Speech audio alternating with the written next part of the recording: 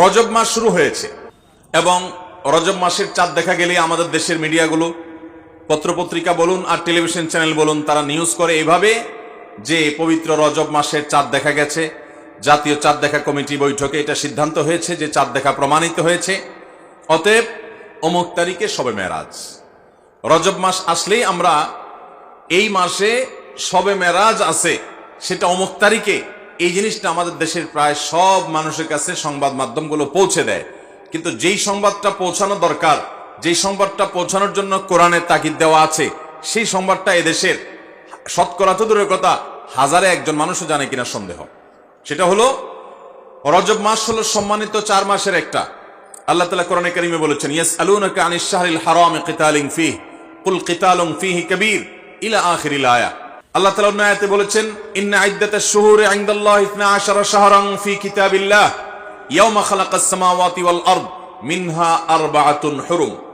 বছরে 12টি মাস আছে। এই 12 মাসের মধ্যে 4টি মাসকে আল্লাহ রাব্বুল আলামিন কোরআনে ঘোষণা দিয়েছেন সম্মানিত মাস। সেই সম্মানিত 4 মাসের একটি হলো এই রজব মাস। আমরা রজব মাস আসলে মেরাজের মাস এটা জানি, অথচ রজব মাস যে সম্মানিত 4 মাসের এক মাস, সম্মানিত মাস হিসাবে এই মাসে বিশেষ কিছু করণীয় বর্জনীয় আছে, সে বিষয়ে এদেশের বেশিরভাগ মুসলমান জানে। রজব মাস যে মাসটা শুরু হয়েছে, এই মাসে মেরাজের ঘটনা সংঘটিত হোক বা অন্য মাসে সংঘটিত হোক, ইতিহাস যেটাই থাকুক, ঘটিত হয়েছে এটাই, সংঘটিত হয়েছে এটাই বড় কথা। তারপরও এই মাসের বিশেষ করণীয় আছে, বেশিরভাগ মুসলমানরা আমরা জানি না। এই মাসটা সম্মানিত 4 মাসের একটি মাস। আল্লাহ রাব্বুল আলামিন এই মাসকে সম্মান দিয়েছেন। সম্মানিত 4 মাসের বাকি 3 মাস কোনটা? বাকি 3টা ধারাবাহিক মাস, সালাসুন মুতাওয়ালিয়াত, 3টা ধারাবাহিক মাস। তার প্রথমটি হলো শাওয়াল, এরপরটা হলো জিলকদ, এরপরে না, প্রথমটি হলো জিলকদ, এরপরটা হলো জিলহজ, এরপরটা হলো মুহররম। জিলকদ, জিলহজ, মুহররম 3টা ধারাবাহিক মাস। আর রজব ও মুদর আল্লাযী বাইনা জুমাদা ওয়া শাবান, আর রজব মাস যেটা এখন আমরা পার করছি, বাংলাদেশের বেশিরভাগ মুসলমানরা রজব মাস 2, 4, 5 দিন, 10 দিন, 20 দিন, এমনকি গোটা মাস শেষ হয়ে যায়, জানেও না যে আগের মাস জুমাদা সানিয়া মাসের সাথে এই মাসের একটা পার্থক্য আছে। আগের মাসটা সাধারণ জেনারেল মাস, কিন্তু এটা সম্মানিত মাস। কোরআন যাকে বিশেষ মর্যাদাপূর্ণ মাস ঘোষণা করে দিয়েছে, আমরা অনেকে জানিও না রজব মাস কখন আসে কখন যায়, এই মাসের কি মর্যাদা আছে আমরা জানি না। আল্লাহ তাআলা কোরআনে কারীমে সূরা তাওবায় বলেছেন, এই মাস যখন শুরু হয়, ফালা তাজলিমু ফীহিন্না আনফুসাকুম, অন্য সময় পাপাচার্য করা যাবেই না। সম্মানিত মাসের সম্মান রক্ষার্থে যে কোনো পাপ, অপরাধের কাজ, গুনাহের কাজ থেকে বাঁচার জন্য একটু বিশেষভাবে চেষ্টা করতে হবে। এই রজব মাসে যে কোনো পাপ করতে গিয়ে যদি আপনার বুক একবারও আপনার ভেতর থেকে যদি আপনাকে বাধা দেয়, তাহলে বুঝতে হবে আপনি এই মাসের সম্মান অন্তত জেনেছেন, অনুধাবন করেছেন। এই ধারণাই আমাদের সমাজ থেকে বিলুপ্ত হয়ে গেছে। আল্লাহ তাআলা আমাদেরকে সম্মানিত মাসের সম্মান রক্ষা করার তৌফিক দান করুন। ভাইরা আমার, এর বাইরে সম্মানিত মাসে যুদ্ধ বিগ্রহ করাকে আল্লাহ তাআলা নিষেধ করে দিয়েছেন। আমরা ঝগড়াঝাটি থেকে বেঁচে থাকার চেষ্টা করব। এই ছাড়া এই মাসের অন্যান্য রুটিন যে 5 ওয়াক্ত নামাজ ইত্যাদি আছে, অন্য সময়ের চাইতে এই মাসের বিশেষ গুরুত্বের সাথে করবে। এর বাইরে শবে মেরাজের আমল বলতে কোনো কিছু আছে কিনা, এটা একটা বড় প্রশ্ন। আমরা যখনই রজব মাস শুরু হয়, তখনই আমরা জিজ্ঞাসা করতে থাকি আলেমদের কাছ থেকে যে শবে মেরাজের নামাজ কিভাবে পড়ব, এই শবে মেরাজের আমলটা কি। শবে মেরাজ উপলক্ষে সারা রাত জেগে ইবাদত করা এবং শবে মেরাজ উপলক্ষে 26তম দিন পার হয়ে 27তম রাত যখন শুরু হয়, তখন সাহরি খেয়ে 27 রজবে রোজা রাখা, এটা আমাদের সমাজে বহুল প্রচলিত। অথচ ভাইরা আমার, যেটা আমরা শুরুতে বলেছি, রজব মাসের 27 তারিখে নবী সাল্লাল্লাহু আলাইহি ওয়াসাল্লামের মেরাজ হয়েছে এমনটি নিশ্চিত কোনো বিষয় নয়। নবীজির মেরাজ হয়েছে সেটা মহাসত্য, সেটা চরম সত্য। সেটা কি রজবে হয়েছে, না জুমাদাল, নাকি সেটা রবিউল আউয়ালে হয়েছে, নাকি রমাদানে হয়েছে, নাকি শাওয়ালে হয়েছে, 15-16টি মত আছে ইতিহাসবিদদের। যদি ধরেও নেই আমরা রজবের এই 27 তারিখেই হয়েছে, যেমন কোন কোন ইমামগণ বলেছেন, সে আলোকে যদি আমরা ধরেও নেই, তারপর আমরা বলবো নবী সাল্লাল্লাহু আলাইহি সাল্লামের মেরাজ হয়েছে হিজরতের আগে। এরপর নবী সাল্লাল্লাহু আলাইহি সাল্লাম প্রায় 11 বছর বেঁচে ছিলেন।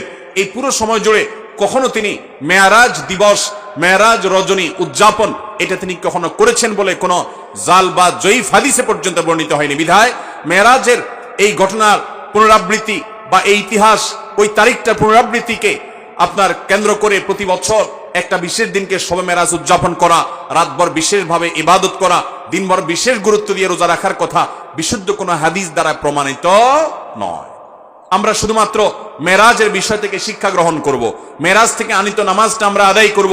এর বাইরে এই তারিখকে কেন্দ্র করে রাতভর ইবাদত আপনি অন্য সময় করতে চাইলে এই মাসেও করেন, এই রাতেও করেন, অন্য সময় নফল নামাজ পড়েন, আপনি এই দিনে নফল নামাজ পড়ার নিষেধ নাই, কিন্তু মেরাজকে কেন্দ্র করে কোনো নামাজ, মেরাজকে কেন্দ্র করে কোনো রোজা, এটা কোনো বিশুদ্ধ হাদিস দ্বারা বর্ণিত হয় নাই। অনেকে এই রজব মাসে বিশেষ উমরা করেন, যেটাকে উমরায়ে রজবিয়া বলে। এটা বিশেষ ফজিলতের কথা মানুষ নিজেরা অনেকে বানিয়ে নিয়েছে, অথচ এটিও কোনো বিশুদ্ধ হাদিস দ্বারা বর্ণিত হয়নি। অনেকে 27 রজবে সালাতুর রাগায়েব নামে বিশেষ প্রক্রিয়া, বিশেষ নামাজ পড়ে, এটাও কোনো হাদিস দ্বারা বর্ণিত হয় নাই। আল্লাহ কোরআনে বলেছেন, মা আতাকুমুর রাসূলু ফাখুযু ওয়া মা নাহাকুম আনহু ফান্তাহু, তোমাদেরকে রাসূল যা দিয়েছেন সেটা আঁকড়ে ধরো, যা নিষেধ করেছেন সেটা থেকে তোমরা বেঁচে থাকো। মন গড়া কোনো আমল করলে সওয়াব তো হবেই না, উল্টা বরং গুনাহ হবে। আমাদের সমাজে অনেক মানুষ আছেন যারা আজকাল এই সমস্ত কথা শুনলে বলেন যে এটা নাই সেটা নাই, কিছু লোক বাইরে হয়েছে, এটা নাই সেটা নাই শুধু বলে। ভাইরা বাবারা আমার, কোরআন এবং হাদিসে যদি থাকে আপনি 100 বার আমল করেন, আপনি একটু দেখেন, একটু যাচাই করেন, একটু চেক করেন। কোরআন হাদিস অনুবাদ হয়ে গেছে, কোনো বই পুস্তক নয়, হয় কোরআনে, আল্লাহর নবী করিম সাল্লাল্লাহু আলাইহি ওয়াসাল্লামের কোন হাদিসে। ইসলাম ফাউন্ডেশন প্রায় সবগুলো বই অনুবাদ করেছে, বড় বড় প্রসিদ্ধ হাদিস গ্রন্থগুলো। আপনি চেক করে দেখেন যে মেরাজের রাতকে কেন্দ্র করে, মেরাজের দিনকে, দিবসকে কেন্দ্র করে কোনো আমল সাহাবায়ে কেরাম করেছে কিনা, নবী সাল্লাল্লাহু আলাইহি ওয়াসাল্লাম করেছে কিনা। তিনি যদি করে আপনি কেন করবেন না? আর যদি তিনি না করেন তো মনে রাখবেন, দেখতে মনে হয় নামাজ ভালো জিনিসই তো, আবার এখানে বাধা কেন? অনেকে বলেও যে রাত্রে মানুষ নামাজ পড়বে, চুরি তো করবে না, গান তো শুনবে না, তাহলে কিছু হুজুররা বাধা কেন দেয়? ভাইরা আমার, নামাজ আপনি পড়েন, এটাতে কোনো সমস্যা নেই, কিন্তু এই রাতে কোরআন হাদিসের নির্দেশ, ইসলামের নির্দেশ মনে করে যদি কোনো কাজ করেন, অথচ ইসলাম আপনাকে নির্দেশ করে নাই, তাহলে সেটা হলো মনগড়া আমল। মনগড়া আমলকে বলা হয় বিদআত, আর বিদআত হলো গোমরাহি, ভ্রষ্টতা। ওয়া কুল্লু দালালাতিন ফিন্নার, আর নবীজি বলেছেন সকল ভ্রষ্টতার ঠিকানা কোথায়? জাহান্নাম। আমরা যখন খেতে চাষ করি, চাষ করলে শুধুমাত্র যখন আপনি ধানের গাছ লাগান, শুধু ধান গাছ হয় না সাথে আগাছাও হয়? আগাছা দেখতে ধানের মতো না? আমরা কি সে আগাছাগুলো রেখে দেই নাকি আস্তে আস্তে তুলে ফেলে দেই? যদি কেউ মনে করে আরে ধান গাছ তো অল্প একটু জায়গাতে আছে, আগাছা আগাছার জায়গায় হয়েছে, সমস্যা কি, এই বেচারাকে তুলে কেন মেরে ফেলতে হবে? থাকুক না, ধান গাছও থাকুক, ওইটাও থাকুক, তাহলে ধানের ফসলের ফলন ভালো হবে। আপনার ঈমান এবং আমলের ফলন যদি ভালো হতে হয়, তাহলে বিদআত এবং মনগড়া আমল এগুলো থেকে নিজেকে সরাতে হবে। আপনি এমনি নিজে থেকে নফল আমল করেন, সেটা ভিন্ন কথা, কিন্তু বিশেষ কোন দিবসে কোরআন হাদিসে আছে বা ইসলামের নির্দেশ মনে করে, বিশেষ ফজিলত মনে করে যখন করবেন, তখন সেটা বিদআতে পর্যবসিত হবে। অতএব মেরাজ এটাকে উদযাপন নয়, আসুন মেরাজকে উপলব্ধি করার চেষ্টা করি। মেরাজকে ঘটা করে পালন করা নয়, বরং মেরাজের শিক্ষাগুলো দিয়ে আমাদের জীবনকে আমরা সাজাবার চেষ্টা করবো তো ইনশাআল্লাহ।